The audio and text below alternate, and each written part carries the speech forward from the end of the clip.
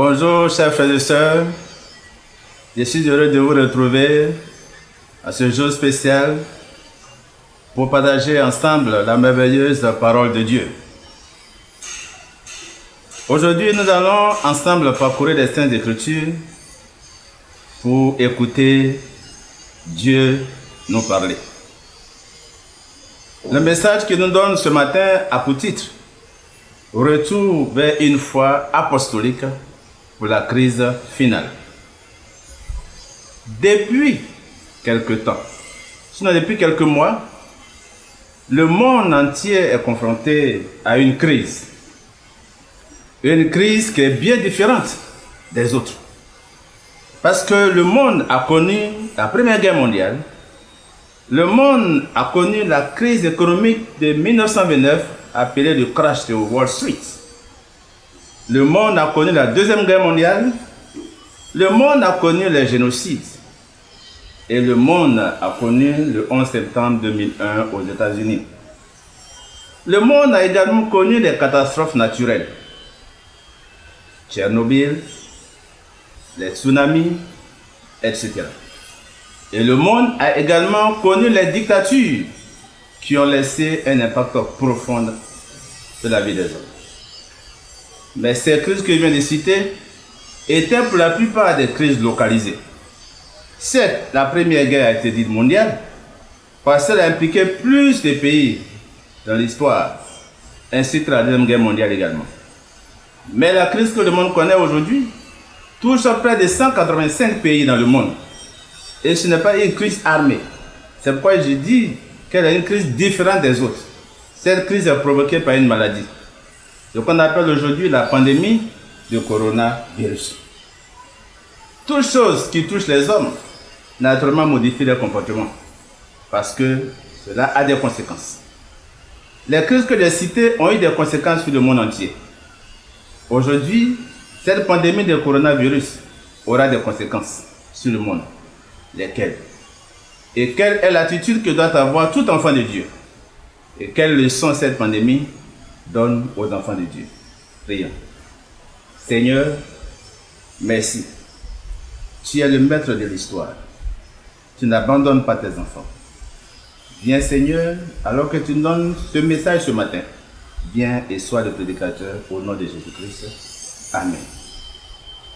Il est tout à fait naturel que ce qui affecte les hommes modifie leur comportement et laisse un impact qui dure très longtemps. Ceux qui lisent la parole de Dieu, ceux qui lisent les Saintes Écritures et écoutent la voix de Dieu, ont vu en cette pandémie un des signes de la fin des temps. Parce que cette pandémie vient de révéler les faiblesses et les limites de la science. Elle vient de révéler les faiblesses et les limites des hommes politiques. Eux qui avaient tout promis, monts et merveilles, comptant sur leurs relations, sur leurs compétences, comptant sur tout pour faire de leur pays un paradis terrestre. Aujourd'hui, il est triste de constater que des milliers de personnes meurent. La psychose gagne le monde. Et les hommes ont peur. Les hommes ont peur, les femmes ont peur. Parce qu'ils ne savent plus où aller. Lorsque je regarde à ma gauche, je vois des gens qui meurent.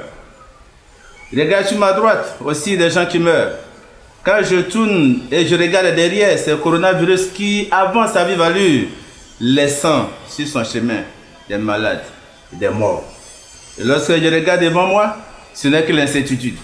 Incertitude économique, incertitude politique, incertitude sociale. Une seule certitude, c'est que tout sera difficile. Là où je me tiens, mais lorsque je regarde en bas, lorsque je regarde sous la terre, ce sont des corps, des hommes, des femmes enterrés et aussi victimes de cette pandémie. Où puis-je regarder? Je n'ai pu aller ni à gauche, ni à droite, ni reculer, ni aller de l'avant. Je ne peux que faire un seul geste, lever la tête et regarder celui qui est en haut, Jésus-Christ de Nazareth. Mon seul espoir, donc, est de fixer les yeux et regarder en haut. C'est là que se trouve ma solution. C'est là que se trouve ta solution. C'est là que se trouve la solution. Jésus-Christ de Nazareth.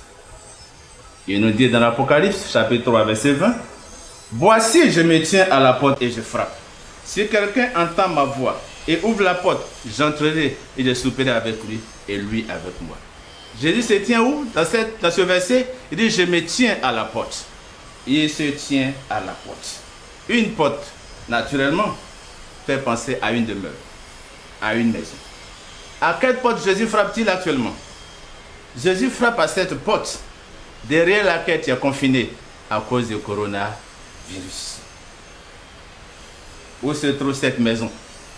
C'est cette maison où nous sommes confinés à cause de cette pandémie. Cette pandémie, chers frères et sœurs, nous a ramenés à faire une expérience merveilleuse. L'expérience des apôtres. Car la puissance de l'expansion de l'évangile est partie des prières faites dans les foyers, des prières faites dans les maisons. En parlant à Philémon, Paul écrit dans Philémon 1, 2, l'église dans ta maison. C'est dans une maison, Actes chapitre 12, verset 12, que les disciples étaient réunis et priaient alors que Pierre était en prison. Ils avaient intercédé dans une maison et Dieu a exaucé, Pierre a été libéré. Nous allons voir une expérience très intéressante, l'expérience de Corneille. Nous lisons ainsi Actes chapitre 10, verset 1 à 3. Il y avait à Césarée un homme nommé Corneille, centenier dans la cohorte dite italienne. Cet homme était pieux et craignait Dieu avec toute sa maison. Il faisait beaucoup de monde au peuple et priait Dieu continuellement. Vers la 9e heure du jour, il vit clairement dans une vision un ange qui entra chez lui.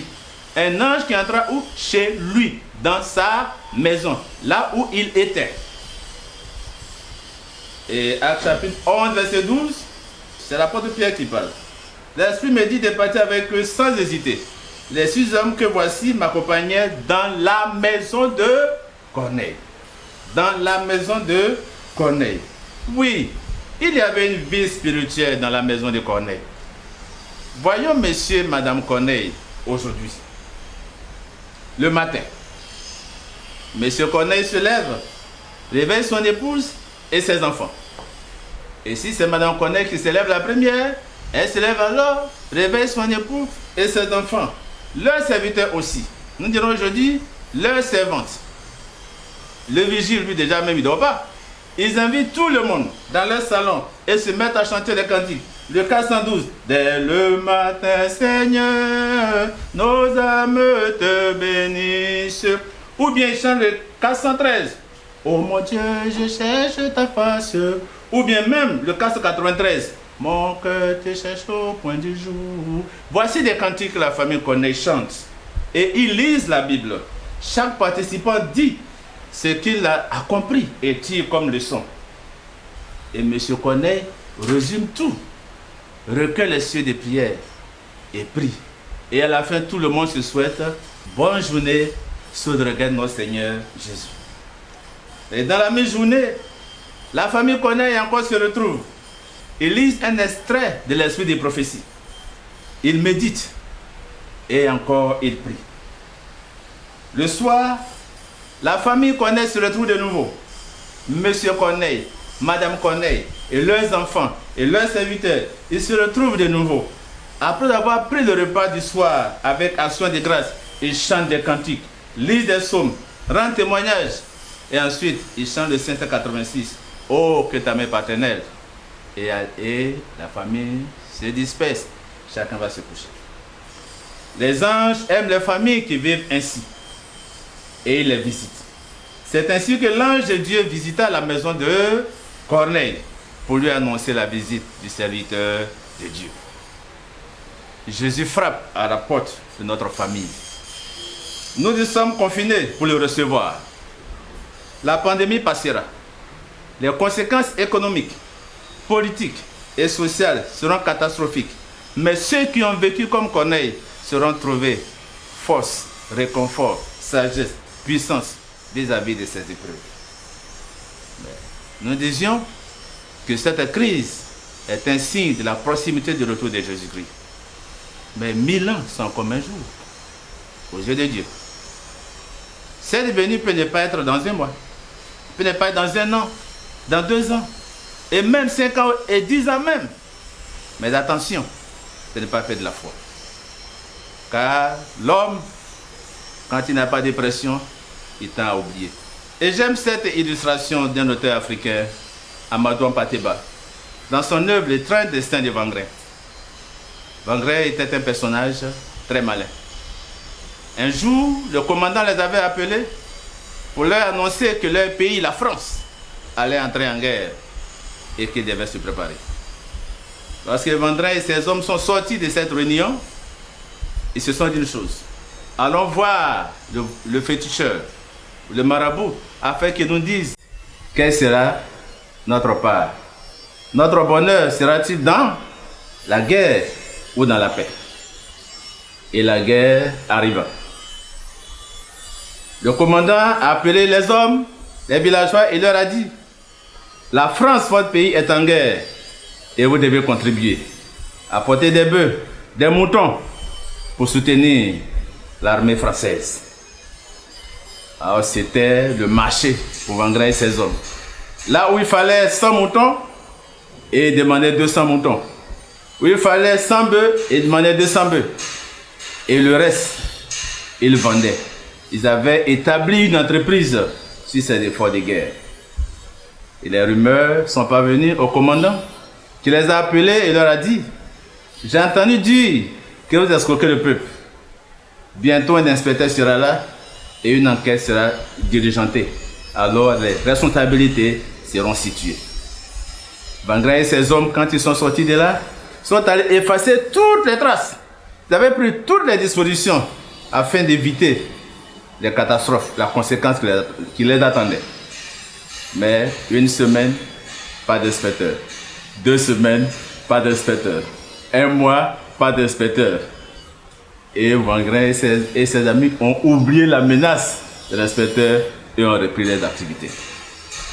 Mes chers frères et sœurs, nous allons sortir bientôt de cette crise. Gloire à Dieu, nous allons sortir de cette crise. Mais alors que nous avons été confinés pour expérimenter cette foi apostolique, quand sera-t-il de notre foi? Dans 1 mois, dans 2 mois, dans 1 an et même 3 ans.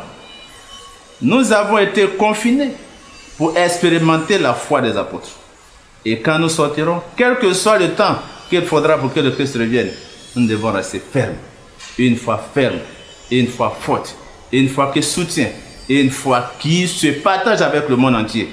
Une foi inébranlable, parce que Jésus reviendra certainement. Il y a beaucoup de choses qui se passent, beaucoup de leçons à retenir. Mais une chose, retournons à la foi apostolique. C'est cette foi qui a fait la force de l'Église à l'époque. Cette foi fera la force de l'Église de la fin des temps. Que le nom de l'Éternel soit béni. Amen. Nous allons prier. Éternel notre Dieu, toutes choses concourent au bien de ceux qui t'aiment. C'est parfois difficile à admettre quand nous voyons que des hommes et des femmes sont malades. Beaucoup sont morts, laissant des orphelins et des veuves. Mais ta parole est pour nous une assurance. Tu as dit que tout ce concourt bien de ceux qui t'aiment. C'est pourquoi te disons, gloire à ton Seigneur. Donne-nous la force alors que nous sommes confinés, à sonder les Écritures, à jeûner et à prier, à retrouver force auprès de toi, à être rempli du Saint-Esprit, à faire l'espérance de la pluie de l'arrière-saison.